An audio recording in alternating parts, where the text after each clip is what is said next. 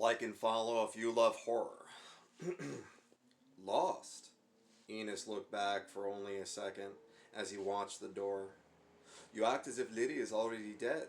We don't even know that Simon is fully gone. No, she's right, Robert interjected as he wrapped Sarah's hand. That wasn't Simon in there, and from what I've come to understand, the whole metamorphosis took less than 30 minutes. Hell, that's including how long Sarah and Teddy were alone with Simon before Liddy came and got us. It couldn't have been more than 10 minutes total, she nodded, confirming Robert's assumption. She cued the mic again. Mayday, goddammit! Then not even 10 minutes before it was irreversible, Robert suggested to a round of subtle nods. That means we needed to grab Liddy and already be cutting into her without access to surgical tools in the lab. Sarah hissed as Robert tightened the bandage. And I'm not letting that happen to Teddy. Unless it already did. Packer made it clear that Teddy's rescue was low priority for her. No, he made it into the lab, I saw. Robert gave Sarah a smile for support.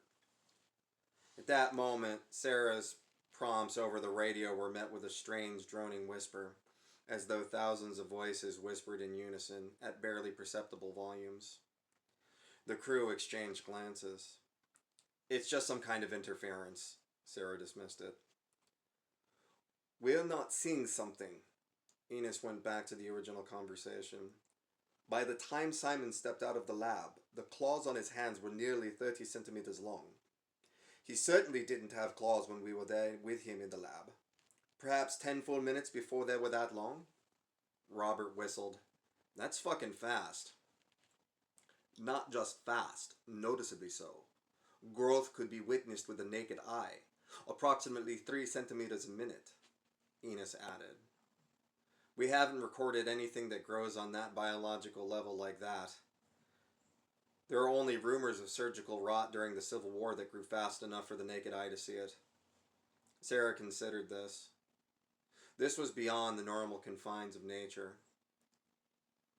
Even M. parafera, giant sea kelp, can only grow about 2 feet a day. I don't see them coming. Parker wasn't interested in how their claws got so long and focused on keeping watch. Simon must be trying to get at Teddy in the lab. Sarah considered that maybe what was left of Simon might act on some animalistic instinct to hunt and was distracted by Teddy. Well, if Liddy's metamorphosis is consistent, we have about 30 minutes to trap and kill Simon before we have to deal with 2 of them, Robert suggested. Maybe we should just rush the creature with everything we have. Packer was practically driven by fear and by instinct to fight to recover their position. That thing almost tore off my hand and dragged all 4 of you across the sub-bay. Sarah wasn't having any of it. We're not going to improve our position with pot lids and mop handles. She had a pretty good point. So how do we get Teddy out? Packer asked. Maybe we try a chemical attack. Enos cocked an eyebrow, thinking it over. We have liquid chlorine bleach and ammonia. You want to mustard gas the damn fish? Robert couldn't believe what he was hearing.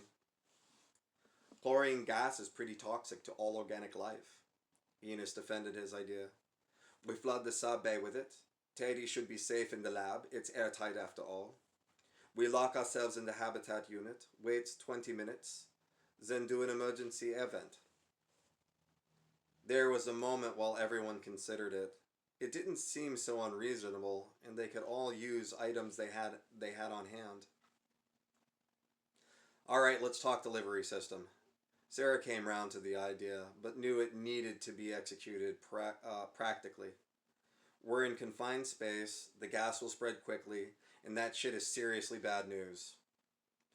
We could just try to mix the 2 chemicals in a sealed glass container. Robert offered the simplest solution. No reason to engineer anything complicated, and it doesn't take a lot, maybe 12 ounces each. Break glass, run like hell for the nearest hab. Control panels are in every hab bubble. We could just retreat to the showers for the northern tube once deployed. Parker was all in on the idea. For a moment, there was a cautious sense of hope and defiance building in the crew. The group spent the next few minutes constructing their gas bombs. The process was tense as a single misstep would gas the lounge with them inside. At best, that would force them to abandon the habitat. At worst, they delivered themselves a slow, painful death as they coughed up their lung tissue. Every member of the crew heard about the effects of chlorine gas and knew it wasn't a quick or painless way to go. Carefully, they doled out equal portions of each liquid into the container, then quickly sealed them. As they completed the task, the radio on the counter fuzzed to life with Teddy's voice. Hey, short intervals of static filled the air between each word. Pick up? Everyone eyeballed the other silently and wordlessly nominated Sarah to respond. She sighed and grabbed the mic. Teddy? She asked. Oh, thank God. Back in the lab, Teddy queued up the communication device pilfered from one of the rat as the creature watched from beyond the window. I've been probing for some information from our, guest. Teddy, how the hell did you get a radio? It was a good question. There were only 2 walkie-talkies and 1 central comm, and both were in the lounge. So I kind of struck a temporary ceasefire with the creature? Teddy was uncertain of himself, but the more uncertain, the better as far as he was concerned. It disabled both rat and gave me the comms from one of them. It what? Packer turned from her vigilance for the first time since she grabbed the mop handle. Sarah held up her hand. How did it know to do that? It has intelligence, clear intelligence, and Simon's knowledge of our systems. He looked back at the creature. The bulbous sensory organ that was once a face was dimly bioluminescent. Under thin, veiny membrane, several dark spots focused towards Teddy. It also seems to be able to read minds, so we have to assume it knows everything we do. All right, it's willing to negotiate. Sarah asked. The others around her listened intently. Extremely willing, Teddy sighed. It seems to... He sighed deeply again. Almost get off on the idea of us trying to negotiate for our survival. What does it want? Sarah was pretty sure. It wanted more host, but needed to stall. It wants to open some kind of gate and allow in a primary organism, Teddy explained to the best of his abilities. It was not what Sarah was expecting to hear. Please elaborate on that.